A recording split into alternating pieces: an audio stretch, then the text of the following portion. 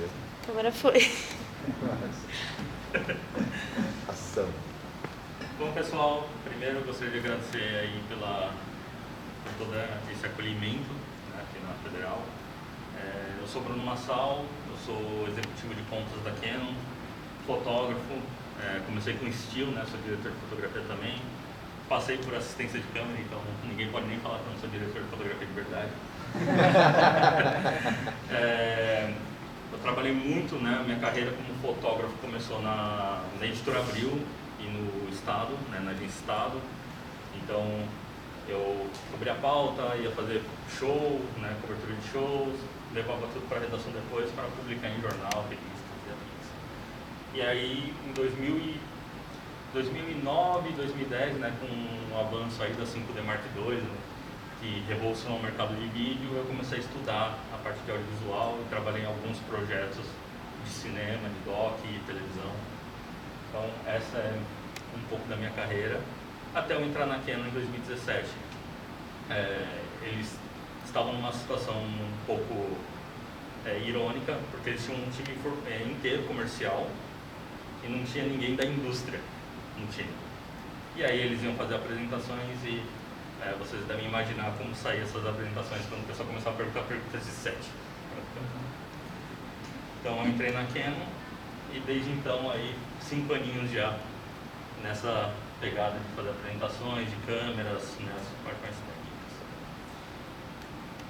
Bom, começando falando aqui sobre Cinema Use, né? Cinema Use é a linha de câmeras de cinema da Canon, né? A gente introduziu a série Cinema Use em 2012 com a C300 e a C500, né, as câmeras originais. Logo em seguida veio a C100, que era uma câmera de entrada, e a 1DC. Então esses 4 modelos formaram, né, a primeira geração de Cinema Use que a gente tinha, e eram câmeras que foram amplamente utilizadas em Hollywood para diversos projetos. A C500 foi muito utilizada em projetos que exigiam 4K, porque na época era uma das poucas opções ainda que ofereciam 4K num formato mais compacto. Então a gente tinha a C500, e uma coisa que é legal, a C500 até hoje, né, é uma câmera certificada pela Netflix para produções originais. Vou deixar o pessoal entrar.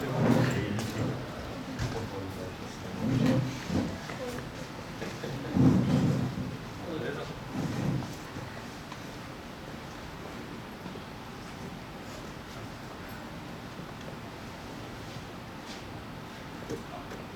E aí a C500 até hoje é uma câmera certificada pela Netflix para produções originais. Eu vou falar um pouco mais sobre isso, né, adiante. E hoje o sistema Cinema Use, a gente está na nossa 3ª geração de câmeras.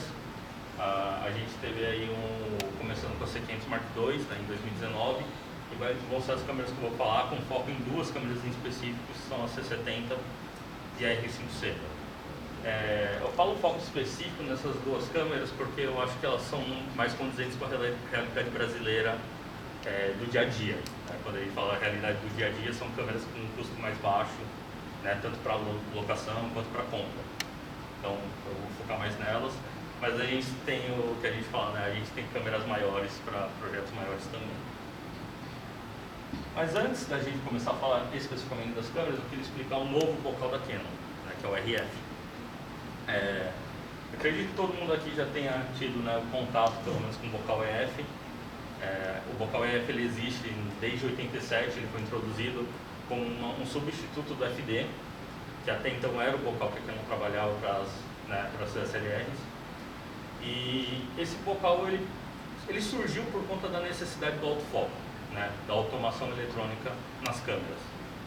Enquanto empresas como a Nikon, né, e a Pentax, eles mantiveram o bocal tradicional que eles já tinham e apenas incorporaram motores de foco, né, e sistema de autofoco, a Canon ela simplesmente trocou o bocal inteiro pelo bocal EF.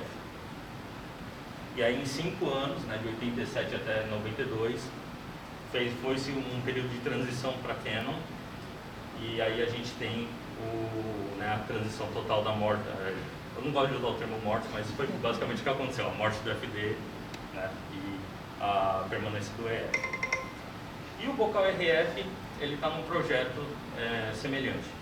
Né? O Bocal RF ele, aqui não está introduzindo por conta dos, como a gente pode falar, das limitações técnicas que o EF tem hoje para desenvolvimento de lente e pela necessidade de desenvolver câmeras menores, mas com as mesmas capacidades profissionais. Então a gente introduziu em setembro de 2018 e a primeira câmera foi a EOS R. Então aqui a gente tem um bocal que ele tem um flange mais curto, né, porque a gente tirou todo o espelho, e esse flange, né, que é a distância entre o bocal e o sensor mais curto, ele permite o desenvolvimento de outras lentes, né, de outras óticas.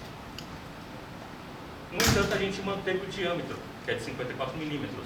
O diâmetro do F, por favor, quiser passar para lá? Não. Senta aí? Passa. Passa que se lotar é Labicine só quem senta lá. Podem passar, aproveita que tem várias pessoas, por favor.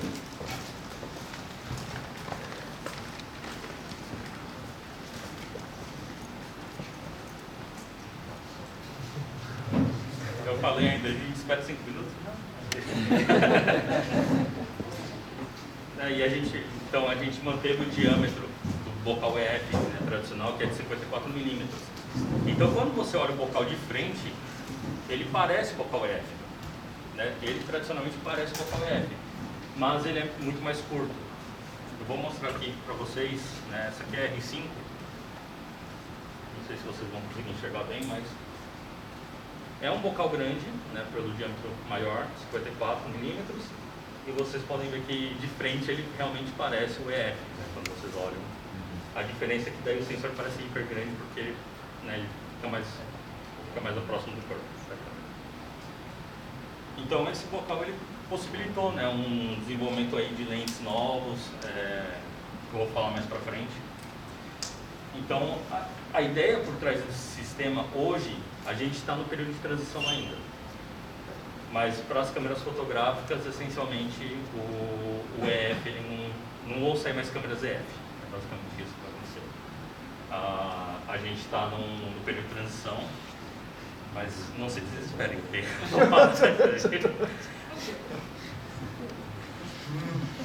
falando especificamente de lente, né? Com esse bocal, né, mais curto, né, com flange mais curto, com novas tecnologias, a gente consegue seguir 3 parâmetros. O primeiro é buscar, né, o máximo de qualidade ótica possível ou uma coisa única no mercado. Então a gente tem lentes, por exemplo, essa aqui é uma 2870, que ela é f2.0, por toda extensão, e ela é full frame. O João tem um.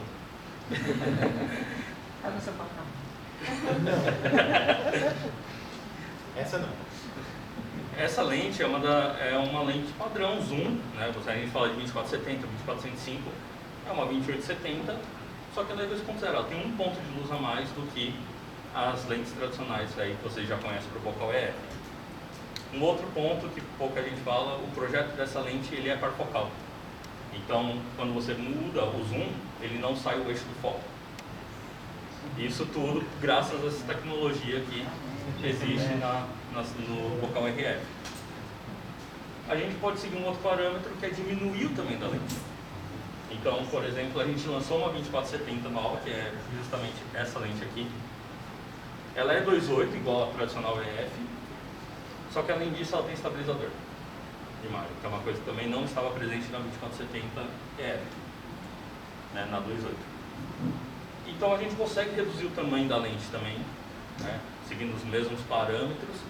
E por fim, a gente pode seguir um outro caminho, que daí é um caminho mais consumer. A gente pode diminuir o custo da lente adotando uma postura menos preciosa em termos de ótica e corrigindo na câmera. Então a gente tem softwares nas câmeras que conseguem se comunicar com as lentes, e aí a gente faz a correção digital mesmo, só que aí a gente consegue reduzir muito o custo da lente. A gente lançou recentemente essa lente aqui, que é uma 16mm 2.8. Olha o tamanho dessa lente, e ela é full frame. Então, uma lente com alto foco, 16mm 2.8, nível consumer. Não é uma lente para você pegar e falar assim, pô, a ótica é ruim. Não é a ideia dela. A ótica vai ser corrigida pela câmera e a lente custa $300. Simplesmente não existe nada nesse sentido em termos de valor, né, de lente angular e afins. Então a gente pode fazer, a gente pode seguir 3 caminhos completamente diferentes, com preços completamente diferentes para atender diversos tipos de público. Que é assim que você faz a consolidação de um bocal, né, de um bocal novo. A gente tem total consciência da quantidade de lentes que existem no mercado, mas está na hora de a gente começar a desenvolver e não se prender mais às limitações que a gente tem no momento. E como que a gente faz toda essa questão de correção, de comunicação entre lente e câmera? O bocal F tradicional ele tem 8 pinos, são 8 pinos de comunicação. O RF agora ele tem 12, são 4 pinos a mais. E esses pinos, eles garantem a comunicação muito mais veloz entre a lente e o corpo da câmera. Uma coisa, não sei se vocês já chegaram a mexer nos softwares que a Canon providenciava para as DSLRs, você podia baixar correções para algumas lentes no seu corpo da câmera. Então, por exemplo, você tinha uma 5D Mark III, uma 5D Mark IV, você podia, no software da Canon, entrar lá e colocar, eu tenho a lente 2470 2.8, eu tenho a 51.2,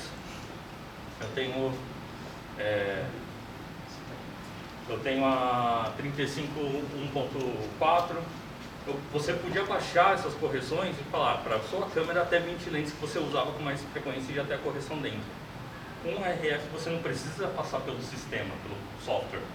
A própria lente já carrega a correção dela e quando você espeta na câmera já carrega automaticamente. Então é uma outra coisa que vai facilitar a sua vida.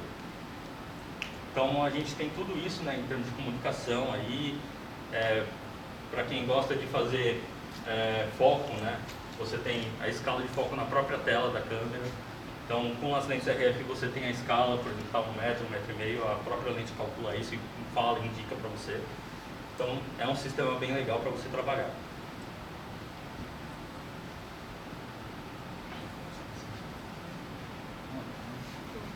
E aí que entra o esquema todo, né?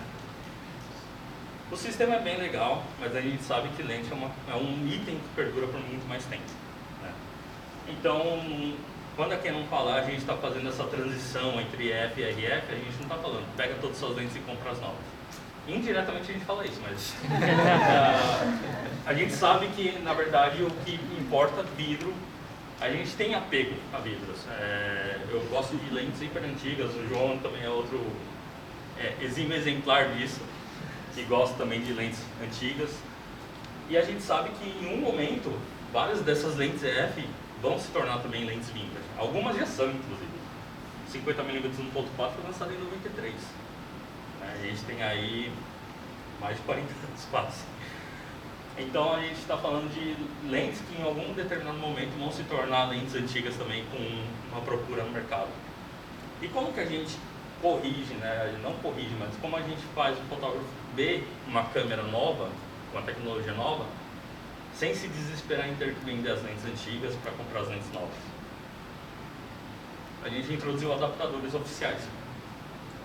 Então existem adaptadores, né, da própria Canon para adaptar o bocal EF em câmeras com bocal RF. Então a gente tem 3 adaptadores específicos para câmeras que são full frame, né, que vão funcionar na verdade com qualquer câmera que tenha bocal RF. O mount adapter, que é o padrão adaptador simples só para manter comunicação entre a lente EF e a lente RF. O control ring. Algumas lentes RF elas têm um terceiro anel, que é um anel de controle, né, que é esse anel que está fazendo esse cliquezinho. Esse anel você pode configurar na câmera para mudar alguns parâmetros, como balanço de branco, Kelvin, balanço de branco, a íris da lente. Você pode mudar a ISO, você pode configurar para mudar alguns desses parâmetros.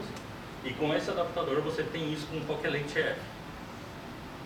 E por fim, esse é o adaptador que eu acho mais legal. É um drop-in filter, ele tem uma gaveta para filtros, você pode comprar ele com filtro ou polarizador circular ou com filtro ND variável. e aí você encaixa ali e você pode controlar, né? Você tem um filtro de efeito com qualquer lente F. E esses adaptadores funcionam também com as lentes de cinema da Canon que tem bocal EF, né? Não só da Canon, mas qualquer lente que tenha bocal EF, eles vão funcionar. E por fim, a gente tem um que foi desenvolvido especificamente para a C70. A C70 é uma câmera que é Super 35, né? Então ela tem um sensor que por si ele tem um fator de corte de 1,4 em relação ao full frame. Esse adaptador ele amplia o ângulo de visão da lente no sensor Super 35. Então quando você usa com alguma lente EF full frame, ele vai manter o ângulo de visão como se tivesse uma câmera full frame. Em contrapartida, né, você vai ter mais um elemento óptico, então você pode ter uma mudança aí de ponto focal, né, na lente em si, e você ganha, né, um ponto de luz a mais aí, porque ele também está fazendo essa ampliação na óptica. Então tem que ser uma lente que realmente seja muito bem resolvida para você ter né, você não tenha uma perda muito grande de nitidez ou aparecer muita aberração cromática aí.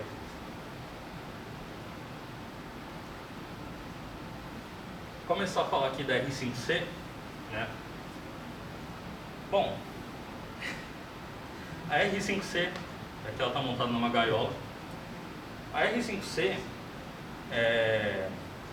eu gosto de falar dela como se fossem duas câmeras, porque na verdade o termo câmera híbrida hoje, ele se refere muito às câmeras que são fotográficas, né, primordialmente fotográficas, e também fazem vídeo. Longe do parâmetro de fazer vídeo com mais ou com menos qualidade, se faz os dois, a gente considera uma câmera híbrida. E a R5 é uma câmera que atendeu hiper bem o mercado de fotografia. Então é uma câmera fotográfica que a gente considera uma sucessora da 5D, né? Então se existisse uma 5D Mark V, provavelmente seria a R5. Tem 45 megapixels, então já tem uma contagem de megapixels mais alta. Tem um sistema de autofoco que consegue fazer foco no olho até em menos 6 dB de exposição. Então é uma câmera que realmente para fotografia sempre atendeu hiper bem o mercado.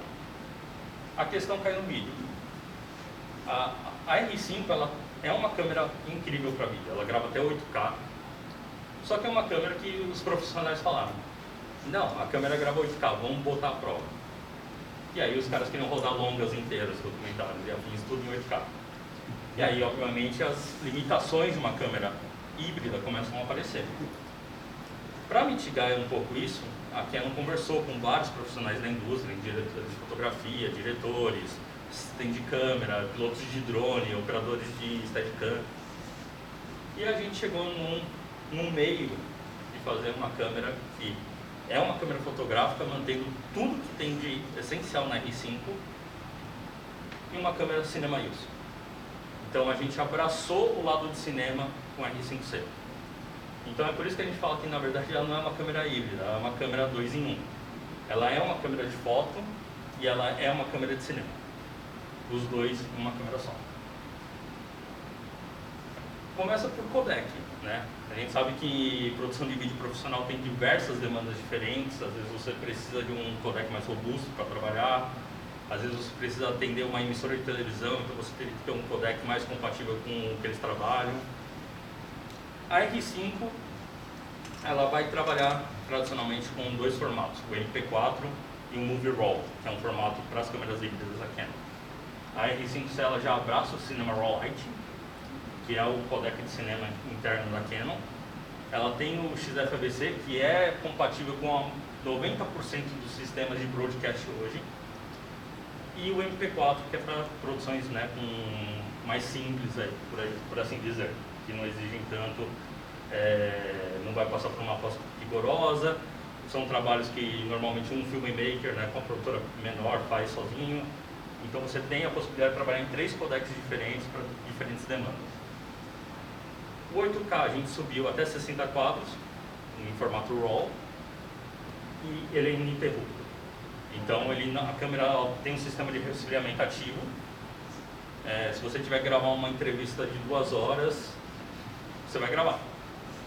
Obviamente limitado ao cartão de memória e à bateria, mas você consegue gravar, ela não vai parar gravar porque esquentou. Não vai te obrigar a descer a resolução por causa disso.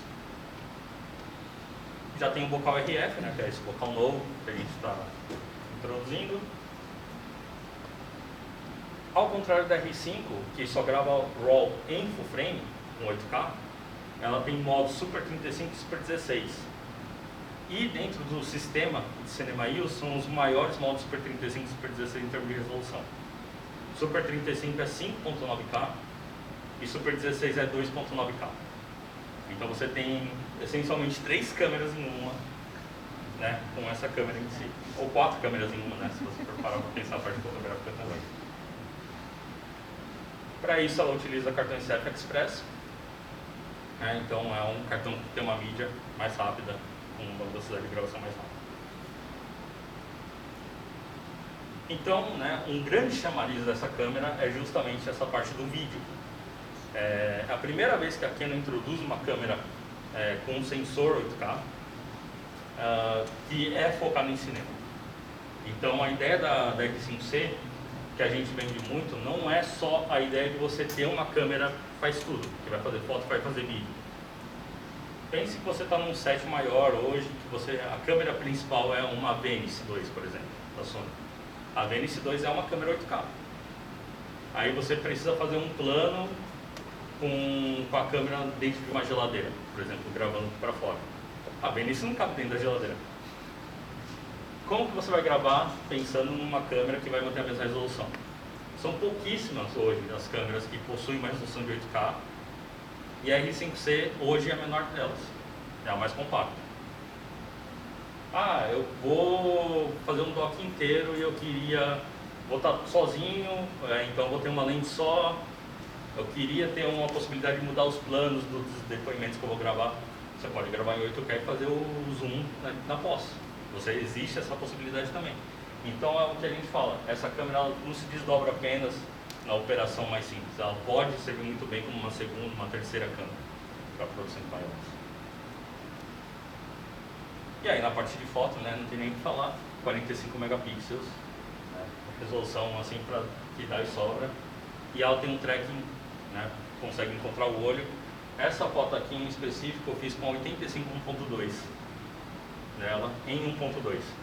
Ela foca no olho e ela vai travar o foco ali e tal.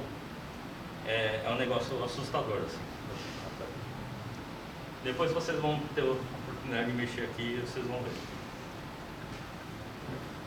Aqui uma coisa que eu gosto de falar é sair um pouco bem, né, a questão do bocal RF, que eu falei sobre o desenvolvimento do bocal em si. No caso da R5C, aqui a gente tem mais um benefício, né? Ela tem Super 16 em 2.9K. E a quantidade de lentes para Super 16 que são largadas aí no mundo. Então, né, existe a possibilidade de você ter uma resolução mais alta, o sensor com uma resolução mais alta. Não é 4K, mas é RAW e você consegue interpolar, pode perder pouco. E usar uma lente mais antiga, nesse sentido. Eu quero usar minhas lentes de Super 35. Você consegue usar com uma resolução mais alta que 4K. Então é uma câmera que vai se desdobrar também, dependendo das lentes que você tem, vai funcionar hiper bem. As opções de codec, né, que elas têm. Então, 3 opções de trabalho de acordo com sua demanda. E a questão do sistema de refrigeração ativo. Aqui uma coisa curiosa. A R5C, mesmo tendo esse sistema de refrigeração, né, e a câmera sendo um pouquinho maior, ela é mais leve do que a R5. Porque a R5 ela tem o IBIS, né, que é o sistema de estabilização do sensor. E esse sistema, sozinho, só a parte das molas e tal, deve acrescentar uns 150 gramas na câmera. Aí a Canon tirou esse sistema por conta, né, do resfriamento. E aí, por algum motivo, isso aqui pesa menos do que o IBIS. Mas é uma coisa bem interessante de você ver a dinâmica das câmeras, como elas são câmeras muito parecidas, mas atendem públicos completamente diferentes. Uma outra novidade na R5C, os botões são todos numerados, né, tradicional já da Cinema EOS, que é uma coisa que não é na R5. Então todo botão que tem número, na verdade ele vem com uma função de fábrica, mas você pode assinar uma outra função se você preferir. O botão ali, né, o botão 2, que é um magnifier, né, ampliação. Eu prefiro que esse botão aqui seja um para aplicar a LUT, para eu ver a imagem, né, como seria mais próximo da finalização. Você pode apertar ele para ligar e desativar isso. O botão de REC tradicional, que na R5 está aqui em cima, na R5C, você pode customizar ele para gravar, mas ele já é um botão tradicional para false color. Então você aperta o botão e ele ativa o false color. Então são essas as diferençazinhas que você tem aí entre a R5C, né, em termos de controle, de customização para a R5. Aqui vem uma outra questão, né, que não tem na R5. A tradicional ali, o botão 1, né, ele é um tale. Então quando você está gravando ele acende, né, ele fica vermelho falando que está pecando. Quando a câmera está ligada ela sabe que pelo botão que fica verde, pelo LEDzinho. Isso é para indicar realmente que a câmera está em funcionamento e como ela está em funcionamento. Ela tem um input de timecode, então mini BNC. O timecode é extremamente importante para produções multicam, né, onde você vai trabalhar com múltiplas câmeras. E você precisa, né, injetar o timecode exato para saber na pós-produção se está certinho ou não, se está casando, né, a linha do tempo. O botão, né, que liga e desliga, a gente mudou, então para o lado esquerdo ele é um modo de foto, e aí é um menu tradicional já do EOS, que vocês já conhecem aí, que é um menu tradicional já desde a T3i, T2i, todas essas câmeras têm o mesmo menu. E para o lado direito é o modo de vídeo, que é o Cinema Use. Aí é um menu já da nova geração, que é o mesmo menu que está na C500, na C300 Mark III, C70. Exatamente o mesmo menu que você tem na R5C. E a sapata dela, ela tem alguns contatos eletrônicos para você acessorizar. Então a gente fez uma parceria com a Tascam, por exemplo, e a gente lançou um módulo XLR, que tem duas entradas XLR para som direto na câmera, de maneira digital. Então você não precisa usar a entrada P2, não, o terminal P2, que é analógico, para fazer ela, né, você utilizar aqueles antigos módulos XLR. Você consegue usar o som digitalmente sem precisar de bateria, porque a bateria da própria câmera alimenta o módulo. Então essas são mais algumas das funções. Ela acelera, né, eu já falei disso, compacta. Aqui ela está na gaiola, o que simplesmente prova que qualquer câmera pode ser grande nos olhos do cliente. Mas originalmente ela foi pensada para ter exatamente a mesma ergonomia da R5. Então ela é uma câmera leve, é uma câmera fácil de manusear, é uma câmera compacta para você levar. Pessoal que gosta de acampar, gosta de fazer trilha, fotografia de aventura, gosta muito dessas câmeras porque elas são realmente câmeras duráveis e fáceis, né, de carregar para cima e para baixo. Aqui falando de mídia, né, para a gravação principal a gente sempre recomenda usar o CF Express, tipo B, e é possível criar proxies ou modo de subir gravação no cartão SD, que ela também, né, no slot de cartão SD. Então o cartão você pode, só um exemplo, o pessoal fala muito da R5 que ela não grava slow motion com áudio. A R5C você tem um modo que você pode gravar o slow motion no cartão principal e o áudio do slow motion no segundo cartão. Então você pode ter o áudio separado, que é uma questão que a C70 também tem. Então a gente tem diversas maneiras de trabalhar, né, com múltiplos formatos de arquivo. E aí a gente tem a questão de alimentação, né? Tudo isso vem com um custo, né, que é muito processamento para a câmera. Mas para manter o tamanho dela, a gente acabou optando por manter a mesma bateria que a R5C utiliza, que é a LP6NH. Só que a LP6NH é uma bateria que não tem uma amperagem muito alta. Ela tem uma amperagem relativamente baixa. Então, 8K60 ela acaba limitando em termos de comunicação entre lente e corpo. E aí você tem que ter um suplemento de energia. Existem 3 modos de resolver isso. Você pode usar um battery grip com 2 baterias, que já resolve a questão da amperagem, também aumenta a autonomia da câmera. Você pode usar um PD1 Esse é a nossa, digamos, fonte de alimentação via USB-C.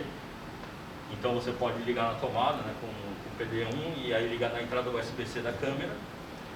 E a gente tem um coupler, que é o DRE6C, que ele vai no lugar da bateria, ele é tipo uma dummy battery. E aí você também liga com o CA946 na fonte de alimentação e utiliza como se fosse uma fonte, né, na tomada. Existem opções não oficiais que eu não posso falar agora, mas essas são as 3 opções que aqui não dá de alimentação. E aí a gente passa para a C70. A C70, ela foi lançada... Posso saber do frame rate dela para 8K, só vai até 60 mesmo em 8K? É 60 quadros. E o máximo dela? Ela grava 4K até 120. 120. Isso. Em RAW ela consegue gravar 4K 120 em formato Super 35, né? Mas em XFABC tem a limitação do codec em si, que é 4K. O XFABC ele não existe ainda digamos, uma atualização para 8K do XFABC. E o MP4 ele grava 8K também, só que até 30 quadros e 4K até 120. Mas aí pode usar full frame. Tá? Bom, vou passar aqui para a C70. A C70 a gente introduziu em setembro de 2020 e eu posso falar que é a câmera que eu mais usei nos últimos 2 anos aí. É a minha câmera preferida hoje, de cinema, assim, porque é uma câmera leve, é uma câmera fácil de manusear. E eu gosto muito dela por diversos motivos, mas deixar a emoção tomar conta. Né? Mas começando aqui, né? Aqui tem um sumário dela. Então ela tem um sensor Super 35mm DGO. Esse sensor é o mesmo da C300 Mark III, é um dos motivos da imagem dela ser tão bonita. Ela grava 4K até 124 sem cortar o sensor, então o sensor, apesar de ser menor, ela possibilita que você grave esses 4K, né, com até 120 quadros. Aqui está listado, né, o XFABC e o MP4, que são os 2 codecs que ela tem de fábrica. E em março a gente lançou uma atualização de firmware que também possibilita que ela grave RAW. E aqui que entra a coisa que eu acho mais legal nela, ela utiliza cartões SD, e apenas cartões SD. Então ela tem, a gente recomenda sempre usar cartão SD ou HS2B90, mas mesmo o formato RAW, ela consegue gravar dentro desses cartões. Então, né, fluxo de trabalho reduzido, é uma câmera muito legal para isso. Bom, esqueci de falar um detalhe, né? Vou voltar aqui. Tem um símbolozinho aqui da Netflix que vocês estão vendo ali do lado. Esse símbolo é da Netflix Post Technology Alliance, né? Ou PTA, que a gente fala. Esse é um programa da Netflix para fabricantes, né, no geral, de câmeras, de softwares, para fabricantes no geral, para câmeras, né, para equipamentos que são certificados para produções originais e apenas para produções originais. Então isso é para garantir um mínimo, né, de qualidade de acordo com o que eles querem entregar no stream. Todas as câmeras que têm esse símbolo, não apenas da Canon, mas todas as câmeras, elas podem ser utilizadas e não comem um tempo, né, uma margem que eles têm de 10% do material total que vai ser exibido. Então você pode utilizar essas câmeras sem medo nenhum, uma segunda, uma terceira câmera.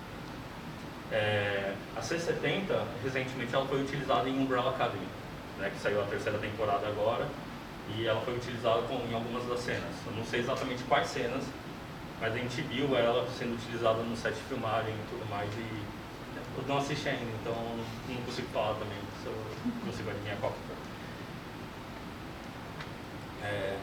Falar aqui um pouco sobre o sensor dela, né, que é uma das mágicas que essa câmera tem. A tecnologia DGO, a gente é um acrônimo para Dual Gain Output, né, ou saída de ganho duplo. Ao contrário do ISO duplo, né, que a gente fala, que são a câmera que tem 2 sensibilidades ISO nativa, né, que daí você pode selecionar uma, daí passou daquela, ela entra na outra e reduz o ruído. O Dual Gain Output, ele trabalha com 2 ISOs simultaneamente.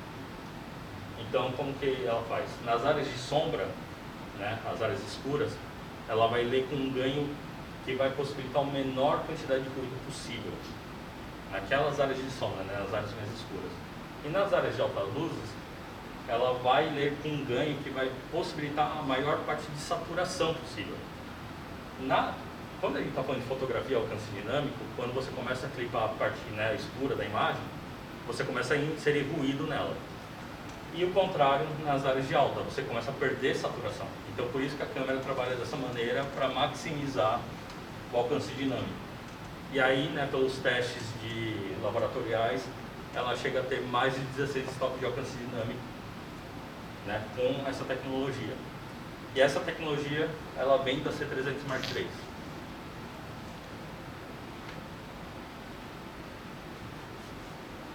E aqui, né, tem a questão da usabilidade, que é uma das partes, isso que faz a câmera ser bem legal. Ela tem um bocal RF, ela foi a primeira câmera Cinema Use a ter um microfone guia, né, um microfone interno, que é estéreo. Então você consegue ter, por exemplo, deu dor de barriga no operador de som, pelo menos tem a guia ali que você consegue ter pelo menos uma ambiência de esquerda e direita, por ele ser estéreo. Ela tem quatro parafusinhos aqui na frente, que são travas para um plate para o adaptador 071X. Então ele tem as travinhas e você pode essencialmente deixar ela com aquele adaptador fixo e trabalhar com bocal EF. Okay. Então isso é uma das coisas, né, em questão de usabilidade de câmera que a gente foca bastante. Lateral dela, recheada de botão, né? Então você tem botão aí para filtros ND internos. Ela é uma câmera que eu vou falar mais para frente dos filtros, mas ela mesmo com bocal RF tem até 10 stops de filtro físico dentro dela. Entrada de ar. Essa entrada de ar, ela é um duto, na verdade, que passa por dentro da câmera para resfriamento, né, ativo. Só que esse duto de ar ele não passa pela placa da câmera. Então, isso aqui foi uma solicitação dos nossos amigos da Ponto 25 Filmes, que fazem rally, de outros produtores que fazem rally, que eles sujam muito câmera. Então, eles pediram um jeito de minimizar os danos internos. E aí a gente bolou essa solução. O ar vai entrar sujo de qualquer jeito, mas aí ele não afeta, ele não chega nos componentes eletrônicos, né? É até uma certa forma de selagem também. Aí a gente tem um botão número 4, que originalmente ele é waveform, mas aí ele tem um círculo em volta que você pode configurar para ser um REC, né? Algumas pessoas gostam de ter o REC na lateral da câmera. Os outros terminais, ela tem a possibilidade de trabalhar com som direto, tanto com mini XLR, tem duas entradas mini XLR, mais uma entrada, né, de 3.5mm P2 para microfones. Aqui uma diferença também, você pode ligar ou desligar o Phantom da P2. As antigas câmeras de cinema, né, as antigas gerações das câmeras de cinema EOS, você não conseguia ter Phantom no P2. O P2 era uma entrada nula e você tinha que ter bateria no microfone. Agora não, agora você pode ativar um Phantom e mesmo se o microfone não tiver alimentação interna, ele consegue funcionar com um Phantom no P2. Ela tem uma entrada USB-C para modems 5G, então você pode ligar um modem e aí você tem acesso remoto à câmera ou transferência FTP dos arquivos. Ela tem a entrada remote, né, para controladoras remotas, e saída HDMI padrão, que você pode utilizar com diferentes resoluções para você fazer, né, enfim, uma infinidade de aplicações.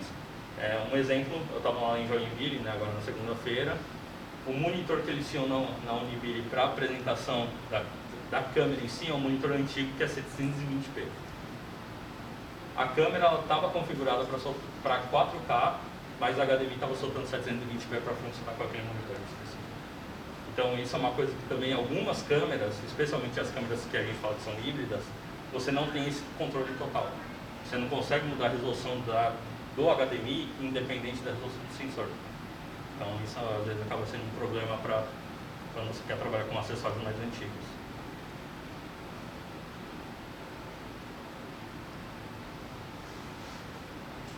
A parte traseira dela, ela tem um monitor, né, que é 3.5 e a proporção do monitor é 16:9, já de fábrica ele é um pouco mais largo. Ele tem mais de 2 megapixels de resolução, então é um monitor bem fiel mesmo. Tem um joystick traseiro, né, na parte superior ali direita, um dial de controle traseiro e tem um dial de seleção também na parte inferior. Então, em termos de funcionalidade, ela lembra muito uma câmera, uma DSLR né, mais profissional, né, ou mesmo uma mirrorless profissional. E atrás da tela tem todos os controles de áudio para XLR, então você consegue controlar os canais independentemente. E aqui na lateral direita da câmera tem a primeira saída de ar, na parte superior. Ela tem uma rosca ali para montagem de tripé, porque essa câmera, por incrível que pareça, ela é muito utilizada para conteúdo vertical. Então, o pessoal que trabalha com, né, conteúdo para web, rede social, acaba utilizando muito. Eu sei que tem gente que não gosta, o João ali está se remoendo já. Mas é um mercado. E assim, ele não é um mercado só para rede social, porque a TNG, por exemplo, é uma marca de roupa que sempre teve vitrines com televisores na vertical mostrando os desfiles de roupa. Então, isso sempre existiu. A diferença era o jeito que o pessoal utilizava. Tem um terminal timecode na frente dela, que é um BNC padrão. E ali você tem um alto-falante da câmera, caso você queira escutar, né? Não esteja com o fone de ouvido, fica bem ali. Na parte superior, né, você tem um gancho tradicional para medição de foco. Esse gancho não existe na R5C. Isso é um ponto importante, tá? A R5C não tem esse gancho para o foquista, para do sensor. O dial de controle dianteiro, né? Então essa é a parte superior. E o botão de liga e desliga. E o botão mesmo, ele tem uma trava. Então se você puxar até a trava, nenhum dos comandos responde. E você pode configurar, por exemplo, para travar todos os comandos menos o REC. Então funciona aquela questão de você pedir para o assistente, puxa o REC aí para mim, sem ele ter que mexer nos outros botões. Ele pode até mexer, não vai funcionar. E a parte de baixo, né, que tem a segunda saída de ar. E aí a montagem de roscas dela, que ela foi pensada para ser como ela foi pensada primariamente para ser uma câmera B, então a gente já pensou em trabalhar em conjunto com a DJI para ter a montagem exata do Ronin RS2, do RSC2 e dos novos RS3 e RS3 Pro. Então o plate ele é lateral, então ela já encaixa diretamente lateralmente. E existe a solução também, né? Você pode colocar ela numa gaiola, que daí você tem a tradicional perfuração em linha para os tripés comuns. Aí falando, né, de filtro ND, ela possui filtros mecânicos, né? Então um sistema de montagem ali, o bocal, né, RF ele tem 20 milímetros ali de flange, mas a gente conseguiu colocar um sistema motorizado de filtros ND entre o sensor e o bocal. Então esse sistema, eles são duas torres. Uma das torres tem os filtros com 2 e 4 stops, e a outra torre tem o filtro com o filtro clear, né, o filtro limpo, e o filtro com 6 stops. Então você tem por torre 2, 4, 6 e 0, e você pode atender o modo estendido, né, que a gente fala, que daí você tem a soma das torres, e aí você tem o 4 mais 6, né, para ter 10 stops, e o 6 mais 2 para ter 8 stops. E aí com isso você tem até 10 stops de alcance, né, de filtro ND. Aqui é importante que o modo, né, o 8 e o 10, como são duas torres, eles podem mudar um pouco o ponto focal da lente. E a própria câmera fala isso, mas na minha experiência toda eu sei que diretor de fotografia nunca lê as mensagens de aviso das câmeras. Então, é sempre bom relembrar que a câmera avisa, mas pode mudar porque tem 2 filtros entre a lente e o sensor. Isso pode mudar um pouco o ponto de, né, o flange focal da lente. O material é filtro. Ele é um vidro IRND que a própria Canon desenvolve. Não me pergunte que posição isso é, eu não vou saber de fato, mas é desenvolvido pela própria Canon. A gente costumava fazer filtros, inclusive. A gente teve uma época que vendia muito filtro clear e filtro B, até filtros de 127mm, por exemplo, para lente de broadcast, mas com o pessoal usando cada vez menos esses filtros, a Canon acabou mudando e começou a desenvolver os filtros, né, internos das câmeras. E aí vem a questão, né? São 3 câmeras completamente diferentes, mas, né, muito parecidas ao mesmo tempo. Então, Aí eu montei aqui um quadro, né, para falar o que elas têm de diferenças, né, entre si. Então a gente tem ali, né, a questão da R5, que ela não vai ter, né, o filtro ND, nem a R5C também não tem filtro ND. A R5 em si, por ser mais híbrida mesmo, ela não tem nem timecode. E, né, a questão da Netflix, apenas hoje só C70 é aprovado. A R5C está em processo de avaliação. A gente não sabe quanto tempo demora esse processo, mas ela está em processo de avaliação e pode ser que ela seja também uma câmera aprovada pela Netflix. A questão que a gente fala de aprovação, né, que é um pouquinho mais complicado, é porque é um processo deles, eles não abrem exatamente o que eles precisam. A gente sabe de algumas coisas. Por exemplo, timecode é uma coisa essencial, tem que ter. Então é por isso que, por exemplo, a pessoa chega e fala: porque a Pocket não é certificada, ela não tem timecode. Por que tal câmera não é certificada? É porque ela não tem resolução mínima, né, de 4K, que é o caso da Alexa Mini, por exemplo. Então são coisas que a Netflix em si a gente acaba deduzindo porque eles não falam oficialmente o que ficou faltando na câmera. Mas é basicamente isso que você tem de diferença entre elas. Essa apresentação, na verdade, quem quiser eu posso mandar depois para vocês estudarem com calma. Bruno, eu tinha uma pergunta. A C70 é rolling shutter? Todas elas são rolling shutter. Todas rolling shutter. A única câmera da Canon que não é rolling shutter, que é global shutter, é a C700 global shutter. Qual que é a questão do rolling shutter do global shutter? A tecnologia de rolling shutter é mais barata de se desenvolver e hoje o alcance dinâmico dos sensores com rolling shutter é muito maior que o global shutter. O global shutter, você tem a questão de movimento que é muito melhor, porém você acaba sacrificando o alcance dinâmico. Até um exemplo, a C700 global shutter e a C700 regular, você tem uma diferença ali de até 2 stops de alcance dinâmico, dependendo do gama que você utilizar e onde você está gravando. Então, acaba sendo realmente uma coisa mais nichada, por assim dizer. E aí não faz tanto sentido você colocar num produto, né, que você quer deixar mais comercial, mais fácil de usar. E onde você quer focar realmente onde importa, que é o alcance dinâmico. Né? Bom, aqui tem as diferenças das câmeras. Eu queria falar brevemente sobre as outras 2 câmeras que a gente tem na atual geração. Começando pela C300 Mark III. C300 Mark III, ela é uma câmera maior já, e a ideia dela é ser mais modular, né? Então, ela é uma câmera cubinho, né? E aí você pode colocar o handle separadamente. Ela tem o mesmo sensor da C70, que é o sensor 4K Super 35 DGO. Só que a grande diferença dela é que em RAW, ela consegue gravar 4K até 120 quadros. A C70, ela grava 4K até 60 quadros em formato RAW, dada a limitação do cartão SD. Aqui, como ela utiliza o CF Express, ela acaba utilizando, né, todo o máximo de frame rates possíveis. Uma outra coisa, ela tem 3 saídas de monitoração, né? Ela tem um 12G SDI para 4K, ela tem um HD SDI para monitoração mesmo em monitores mais antigos, e ela tem um HDMI. E você consegue utilizar as 3 saídas simultaneamente. Então eu vou fazer uma transmissão ao vivo que eu vou ter um foquista e eu preciso mandar ainda o sinal para o diretor. Você consegue splitar direto da câmera, não precisa usar um monte de splitter, né, para fazer essa divisão de sinal. E você consegue configurar resoluções diferentes para cada saída. É uma outra coisa importante. Né?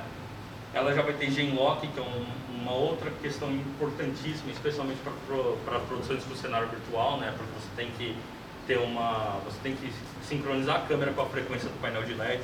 Então você tem que ter um Genlock, e ela tem um sync out também, que você pode pegar toda a informação que tem na câmera e mandar de volta para o sistema do painel de LED. Ela utiliza os Canon Log 2 e 3, e aqui, né, a C300 Mark III, ela tem uma outra questão que é o bocal. Ela não tem um bocal RF, ela tem um bocal EF e o bocal PL, só que eles são bocais, eles não são adaptadores. Você pode, com 4 parafusos M4, simplesmente trocar o bocal. Então você tem muito mais segurança dependendo da lente que você for utilizar. E aí a gente tem a C500 Mark II, que é exatamente o mesmo corpo, são os mesmos terminais. A grande diferença é que ela tem um sensor full frame.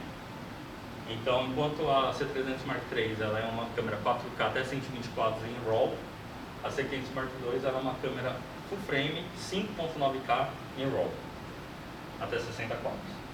Então, essa é a principal diferença, né? O look mesmo que você vai ter, o que você está procurando.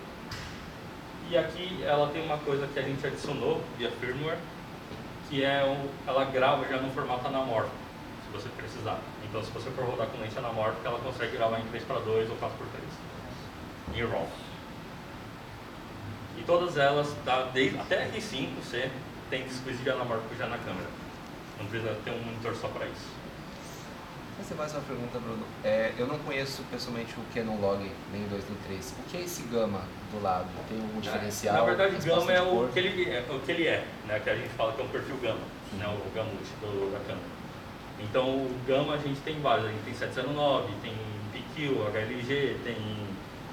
o Sony Log, por exemplo, é um gama. Que às vezes ele não fala gama, né? Ele simplesmente fala, tem Sony Log, ou tem Canon Log. Mas o termo, se você falar, a gente tem diversos gamas, por exemplo, e aí colocar entre dois pontos e listar todos eles dá na mesma. É só a terminação técnica do que ele é. Beleza. E aí o bocal também, né, é disponível. Uma coisa que é legal aqui, tanto a C300 Mark III quanto a C500 Mark II também tem filtros ND interno. E essas câmeras, ao invés de mini XLR para áudio balanceado, elas têm XLR padrão já, do entradas também. Bom, vocês têm perguntas sobre câmeras? Porque aí eu vou passar para lente. Eu tenho.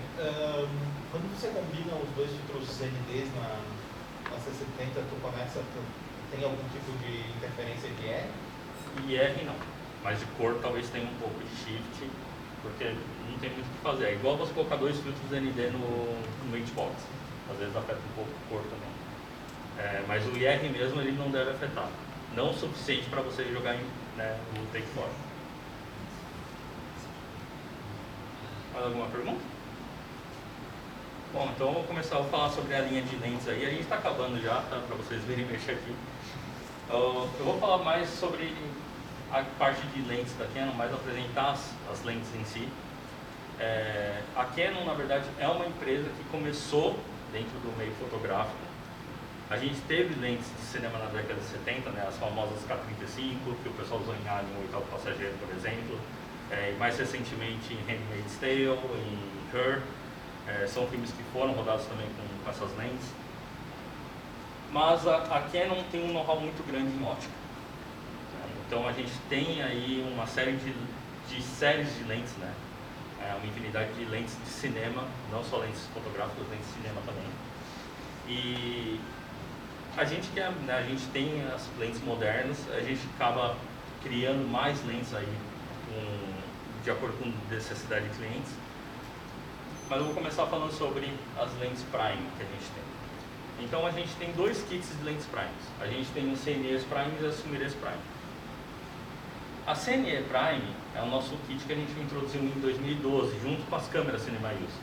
Elas são baseadas nas nossas lentes da série L, né? Então elas são essencialmente as mesmas distâncias focais, as mesmas aberturas, né? Aqui a gente calcula pelo índice de transmissão de luz. Todo mundo sabe aqui o que é transmissão de luz e f-stop? Só para as diferenças. Tem sim, tem não. Tem diferentes fases dentro do curso, então tem gente que está mais Os no 2 anos início. sem aula de fotografia por causa da pandemia, então tem... Bom, eu vou explicar brevemente o que é, então. F-stop é uma equação matemática que determina o diâmetro do diafragma. Tudo sabe, isso tudo sabe. Então, beleza. O f-stop ele determina a profundidade de campo. Tá? A gente adota o f-stop dentro da fotografia still, uma unidade de medição de luz também, mas existem variações. Eu vou dar um exemplo. Vocês já devem ter pego uma 2470 2.8, que em 24mm da fotometria 1 e 70 é outra. Por quê? Só de você puxar o zoom muda, né, a transmissão de luz ali dentro. Você pode pegar duas lentes, por exemplo, 24mm 1.4 de diferentes fabricantes e terem fotometrias diferentes também. Por quê? O f-stop ele é uma equação de profundidade de campo. Ele só dita o tamanho do diafragma. O t-stop ele mede o quanto de luz está chegando no sensor.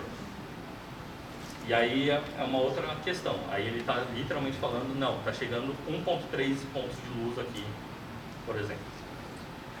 Então o t-stop ele é mais utilizado em cinematografia, né? E por quê? Quando o diretor, né, pede para trocar lente, ele não quer mudar a luz. Ele quer garantir que a mesma quantidade de luz está chegando no sensor. Mesmo que ele mude a distância focal, mesmo que ele dê um zoom, mesmo que, né, você mude câmera, você tem que ter a mesma quantidade de luz. Então, o t-stop é utilizado nas lentes de cinema. A gente tem um kit Cine Prime, né, que é o kit tradicional, ele é baseado nas nossas lentes de série L. Então, esse kit, ele tem um bocal EF e ele é tradicionalmente mais neutro, né, ele é mais clínico, né, que é um termo que a gente usa muito para lente mais limpa, que não tem tantos artifícios, assim, a imagem mais para você mexer na pós, né, por assim dizer. Então, esse kit, ele foi pensado em fotografia, né, cinematografia full frame já, ele cobre full frame, mesmo sendo lançado em 2012, ele já tinha essa mentalidade e ele tem esse look mais neutro mesmo, o contraste é mais neutro, ele é mais, a saturação também é mais neutro, não é tão puxado, é tão saturado, mas também não é mais mutado, assim, por assim dizer. E as Sumires Prime, elas são baseadas nas mesmas lentes, só que com um coating diferente, para garantir um look um pouco mais artístico. Então ele tem uma ideia por trás aqui de ser uma lente um pouco mais suave, um pouco mais cinematográfica, entre aspas. Mas se você for comparar em termos de look visual mesmo, a gente pode falar que as CNEs são mais puxadas com um filme de comédia, um filme família, e as Sumires são mais um drama, um dramalhão mesmo, que tem mais, que é muito mais lutado mesmo, muito mais pesado em termos de atmosfera. Mas ambas são lentes bem legais, são lentes diferentes para diferentes aplicações. Aqui a gente tem o nosso kit de lentes lentes compactas, né, zoom compactas. A gente tem a 15mm 47 T2.8 e a 30mm 35mm T2.8. Essas lentes elas foram pensadas, né, em operações que são menores, que você não vai ter muita lente para mexer, não vai poder carregar um kit de lente fixa, mas são lentes Super 35, não são lentes full frame, leves. Então a ideia é realmente ser uma lente que vai conseguir operar com uma pessoa, duas pessoas no máximo, num set menor.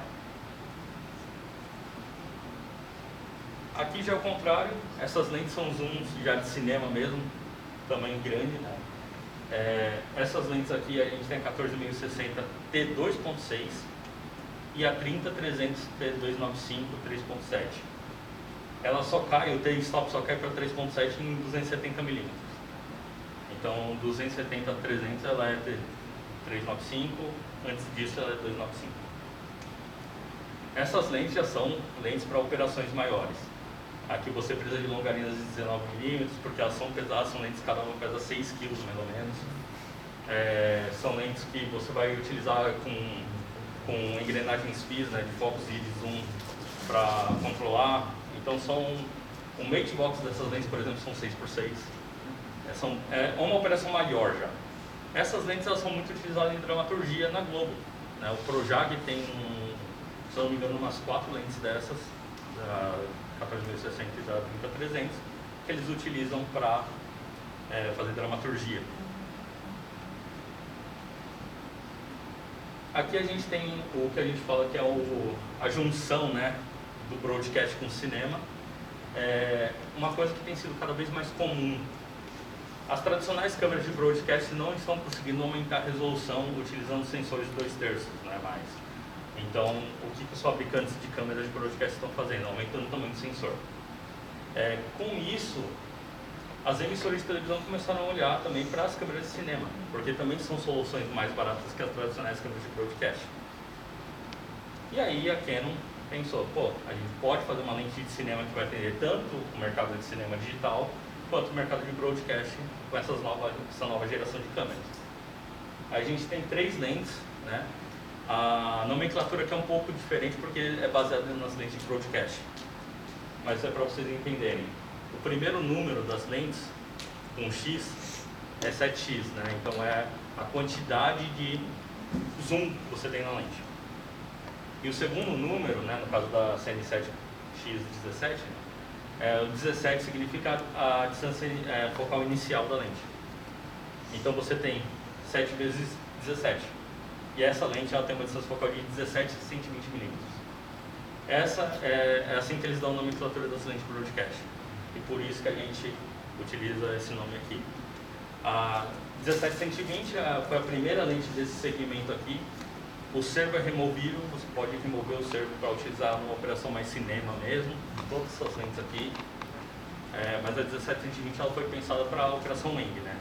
Então você é uma câmera no ombro mesmo, que você vai utilizar com o servo na mão. A 25-250 é a irmã mais nova, né? É a mais nova filhinha aqui dessa série de lentes. Ela tem 25 a 250 mm de zoom e ela tem um teleconversor embutido que transforma ela numa 37 mm e meio a 375 mm. Isso numa lente ENG, que você consegue utilizar no ombro, na mão, de maneira bem simples. E com o teleconversor ativado você consegue cobrir sensores full frame. Até então essas lentes todas são Super 35, mas se você ativar o teleconversor você consegue, né, cobrir o sensor full frame.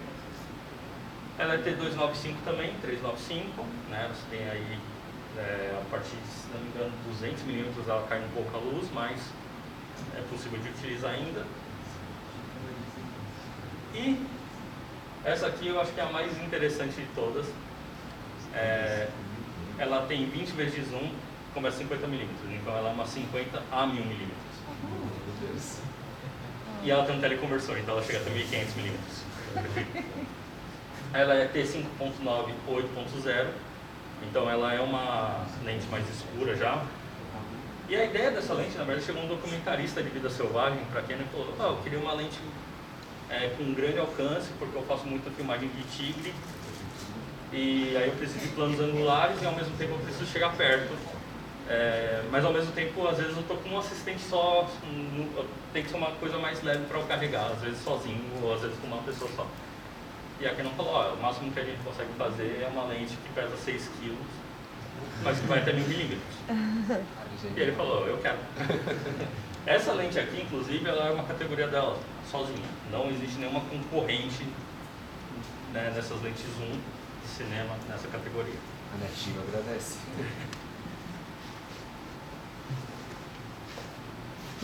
Aí a gente lançou também versões compactas dessas lentes servo, né, que são as compact servo. Essas lentes são bem menores, tá? A gente está falando aqui de lentes que pesam 1,2 kg mais ou menos cada uma. A gente tem a 1880 e a 70-200, ambas são T4.4. E aqui a Canon ela foi um pouco mais ousada em termos de desenvolvimento, que a gente não pegou só a tecnologia de cinema, né, com a questão de ser uma lente com um look mais cinematográfico para uso geral, e a questão do servo, né, que é mais broadcast. A gente também adotou tecnologias de lentes fotográficas. Então essa lente aqui, essa série de lentes, elas são alimentadas através do bocal EF, então a câmera que você vai usar tem que ter um bocal EF ativo. Você consegue usar servo, íris, tudo direto na câmera, controlando pela câmera ou pela lente. E elas têm tanto estabilizador de imagem quanto autofocus. Então essas lentes aqui em câmeras, por exemplo, você coloca numa C300 Mark II, numa C300 Mark III, numa C70, você tem essencialmente uma lente fotográfica com muito mais qualidade que uma lente fotográfica, porque é uma lente de cinema, não é uma lente de cinema vídeo mesmo. E essas são as nossas novas filhinhas aí. A gente chama de flex zoom, né? Até agora todas as lentes que eu falei, né, as lentes zooms todas, com exceção das compact servo, elas são disponíveis tanto em F quanto em PL. As flex zooms, né, elas são as primeiras lentes da Canon que o próprio usuário consegue trocar o bocal. Então, anteriormente você ou comprava com bocal F ou com bocal PL, e se você quisesse trocar, você tinha que mandar para o serviço da Canon para fazer a troca. Aqui as flex zoom não, você pode comprar só o bocal separadamente e fazer a troca você mesmo. então você mesmo consegue trabalhar nesse sentido. São duas lentes para full frame já são para cinematografia full frame. A porção angular é uma 20mm a 50mm e a porção tele, né, 45 a 135mm. Ambas T2.4. Hoje, essas são as lentes full frame mais claras, né, full frame zoom mais claras do mercado. Não tem nada mais rápido, né, em termos de aquisição de luz que elas.